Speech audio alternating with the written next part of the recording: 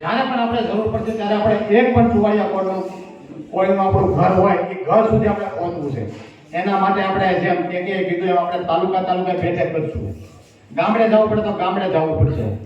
મારે આપ સૌને પૂછવું છે કે આ સંગઠન આપણે કરવું હોય તો વેલનાથ બાપુના સાનિધ્યમાં આપણે સૌએ નિર્ણય કરીને જવાનું છે કે આપણે આ સંગઠન કરવું છે, તો જ આપણે આગળ વધારીએ। બાકી આપણે આવું રામ કરી બધા એકાબીજા મળતા જ હોય છે ભનુભાઈ, આપણે મળીએ છીએ, આપણે એકાબીજાના કામ કરી છીએ, પણ જિલ્લાની અંદર તમારે કંઈ કરવું હોય છે, મિંટુભાઈ કીધું શિક્ષણ, પણ ખરેખર પહેલા આપણે સમાજને થઈ જાય।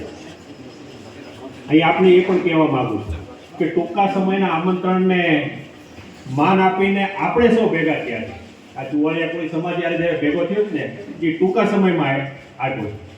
બીજું તમને એક નોંધવા જેવી બાબત છે, અમારી જે આપણે જે ટીમ જે છે અમે નક્કી કર્યું એમાં પોતપોતાના તાલુકામાં સંગઠનો કર્તવ્ય આપણે હયાત રાખવાના છે, એમાં કોઈ આપણે ભાગ પડાવવો નથી।